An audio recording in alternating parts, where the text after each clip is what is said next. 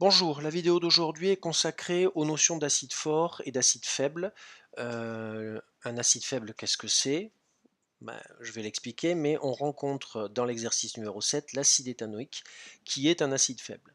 Alors avant de parler d'acide faible, il faut que je parle de la notion d'acide fort. Un acide fort, qu'est-ce que c'est? Eh bien, c'est un acide qui va totalement réagir dans l'eau. Je m'explique. L'acide chlorhydrique de formule HCl est un acide fort. Pourquoi? Parce que quand je le mélange avec de l'eau, il me donne l'ion H3O+, et l'ion Cl-. L'ion H3O+, vous le savez, c'est lui qui est responsable du caractère acide de notre solution. En fait, pourquoi est-ce qu'on appelle l'acide chlorhydrique HCl un acide fort? Parce que, en fait, HCl a totalement réagi pour donner H3O+ en solution. C'est-à-dire que les molécules d'HCl n'existent plus après le mélange. Il ne reste dans la solution que l'ion H3O+. Il est ce que l'on appelle totalement dissocié. HCl, l'acide chlorhydrique, est totalement dissocié. C'est-à-dire que ça, donc si je réécris mon équation, l'équation de mélange, c'est pas très correct au niveau physico-chimique ce que je vais écrire, mais pour bien comprendre, ça, une fois que le mélange est réalisé, HCl n'existe plus. Il n'y a dans votre solution que des ions H3O+. Ça, c'est la notion d'acide fort. Un acide faible, c'est un acide qui, lui, ne va pas totalement être dissocié. L'acide faible que nous pouvons prendre, c'est l'acide éthanoïque, par exemple, mais il y en a encore beaucoup d'autres, CH3COOH. Voici sa réaction de dissociation. Mais vous remarquerez une petite différence. Donc CH3CO- plus H3O+. Lui aussi fait apparaître des ions H3O+.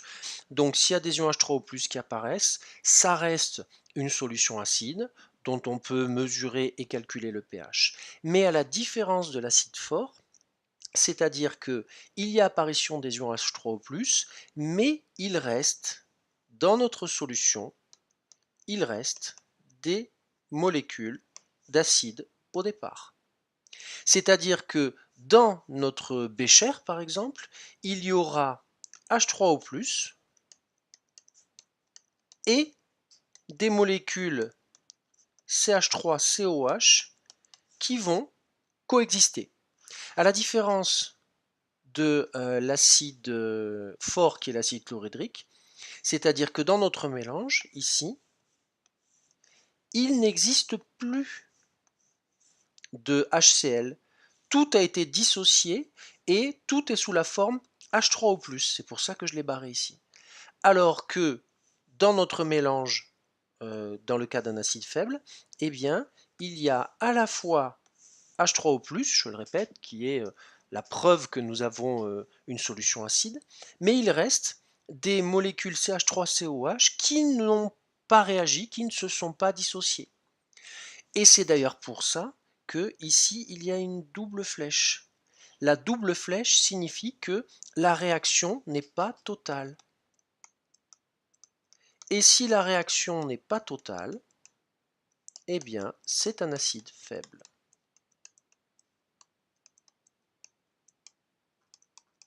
Voilà.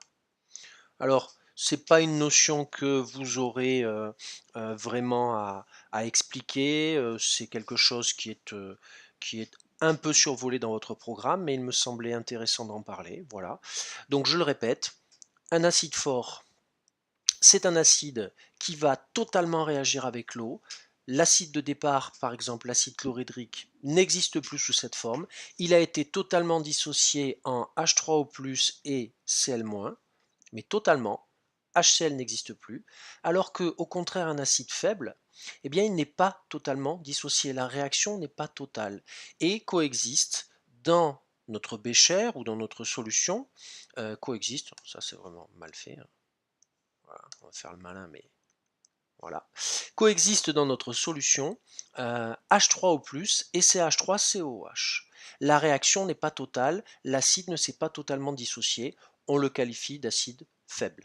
Voilà, mais écoutez, j'espère que cette vidéo pourra vous servir. Je vous souhaite bon courage pour la suite et je vous dis à bientôt. Au revoir.